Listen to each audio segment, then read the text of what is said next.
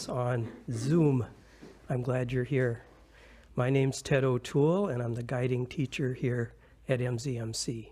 And today the Dharma talk will be a little different. It'll be only about 15 minutes long, and then we'll have our annual meeting where we'll talk about matters that affect our community, our Sangha.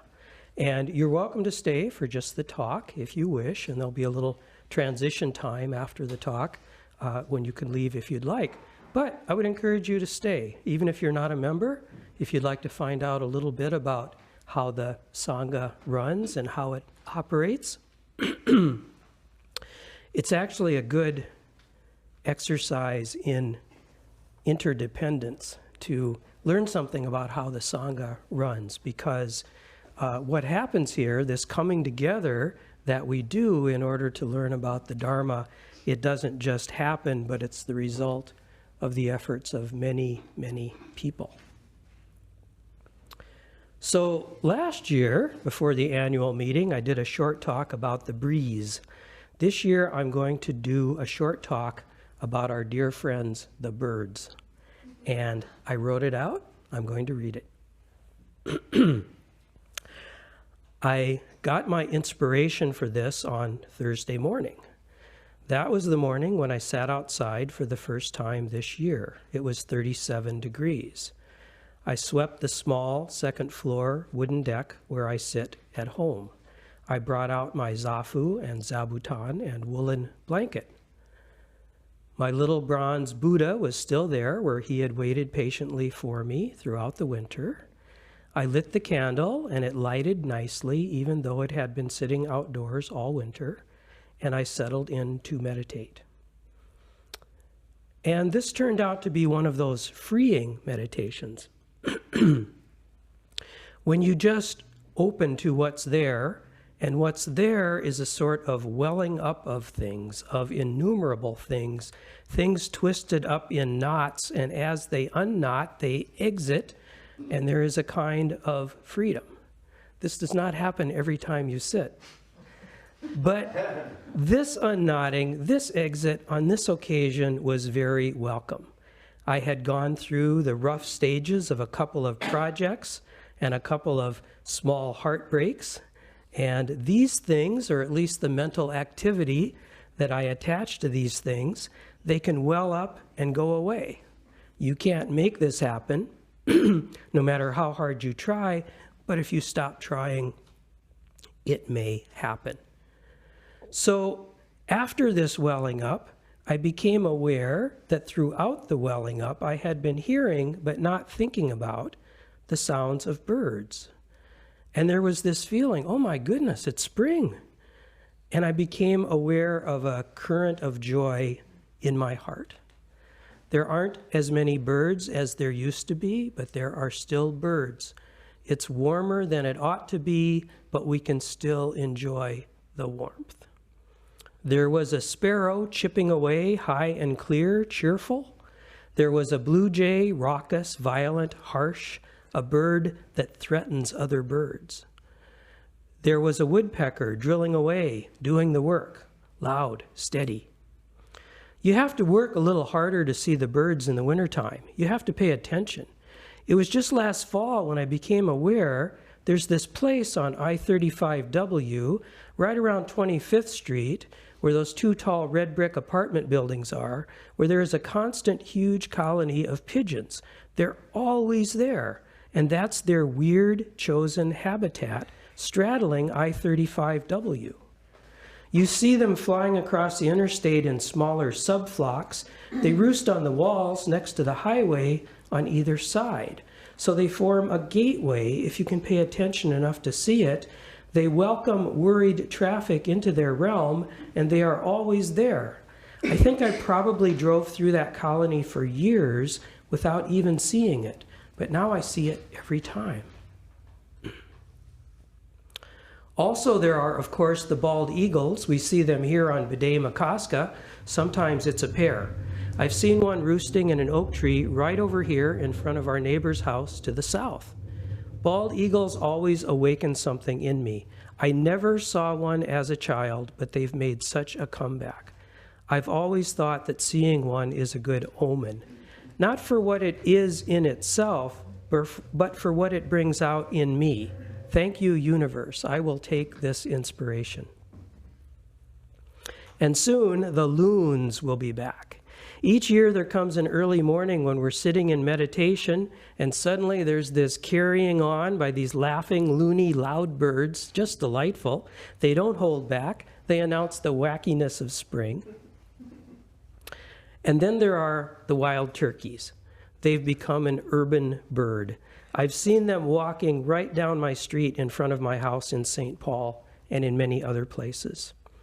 We were driving Louis, my 4-year-old grandson, home one day along Jefferson Parkway, and there was a group of turkeys just walking down the sidewalk, single file, and it was funny because it looked like such a human thing to do. And they were poking and dipping and munching and looking around in that awkward way they have, with their little feather thing, which is called a beard, hanging from their chest, and that little red thing called a snood hanging over their beak. And Kathy said, "Hi, boys," and Louis took it up delightedly. "Hi, boys, good to see ya." By the way, when I write the name Louis, I always add an exclamation point. That's just how it's spelled. And so it should be for the turkeys. "Look, it's a turkey!" exclamation point. Maybe the weirdest and funniest bird we have. The turkey tells us, let's just not be too serious, folks. We're all turkeys. But having respect for all creatures, I must apologize to the turkeys for saying these things. I love you, and I know you have your own nobility in your own way. So there's this great variety of birds.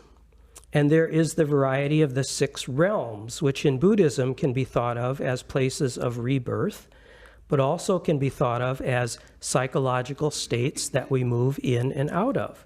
One realm is the animal realm, and one part of that realm is the bird realm, and that realm has 1 million subdivisions because our psychology is complicated.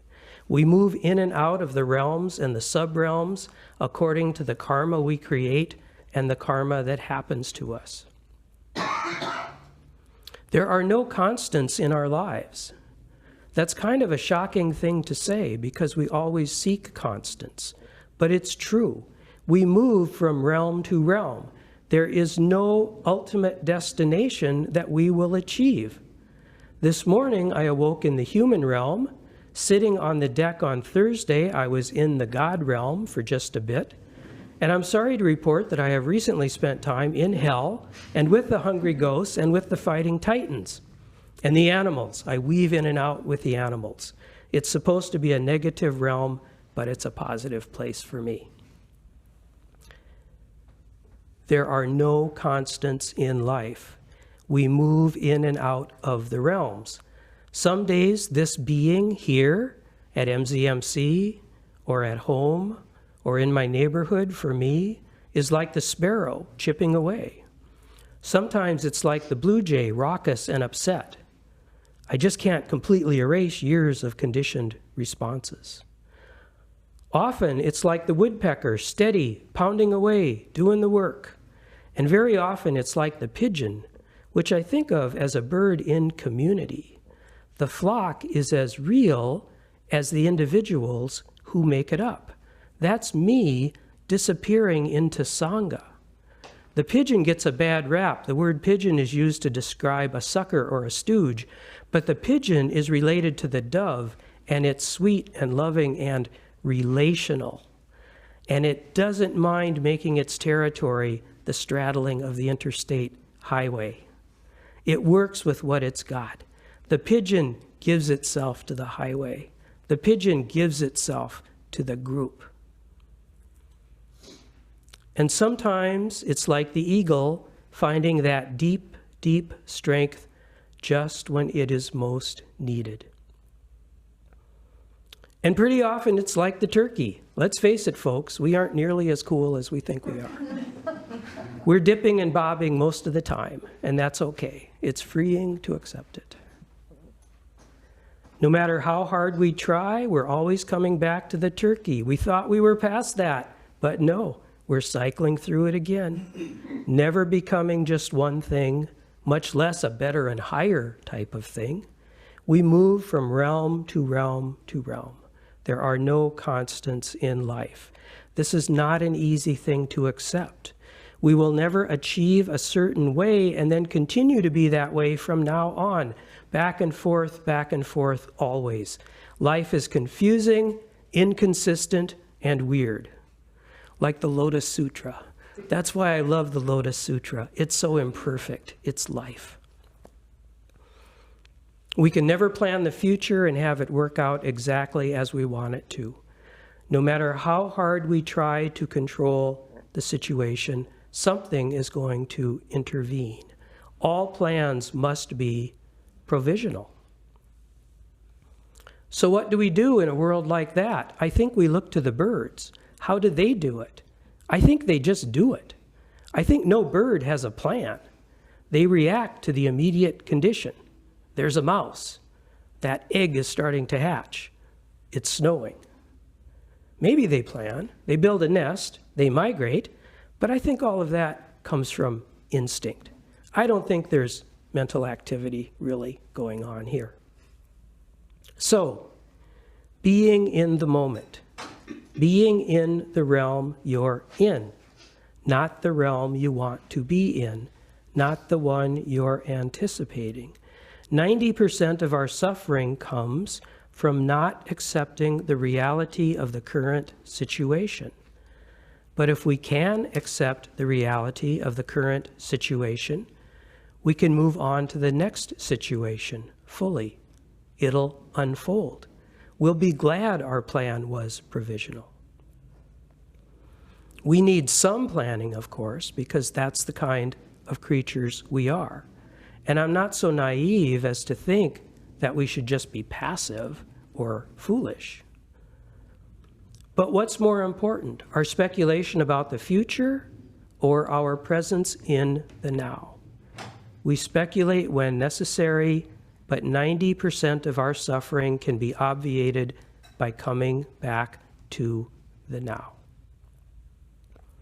We may be called upon, maybe soon, maybe later, to face more difficult things than we are facing now. We may be called upon to endure terrible things, and we may be called upon to perform acts that we have a hard time imagining right now. And how do we prepare for that?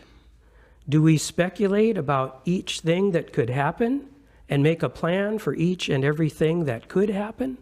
No, we can't do that effectively. If we picture it from here, we'll think we can't do it.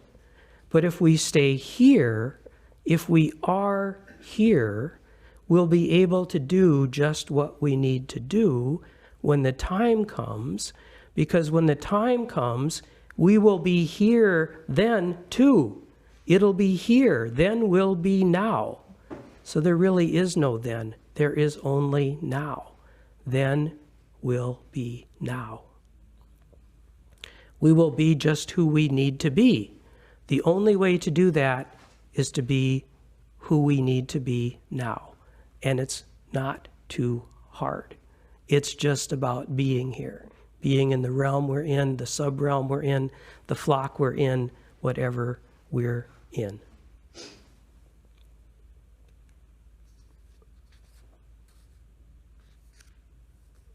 So, this talk is over.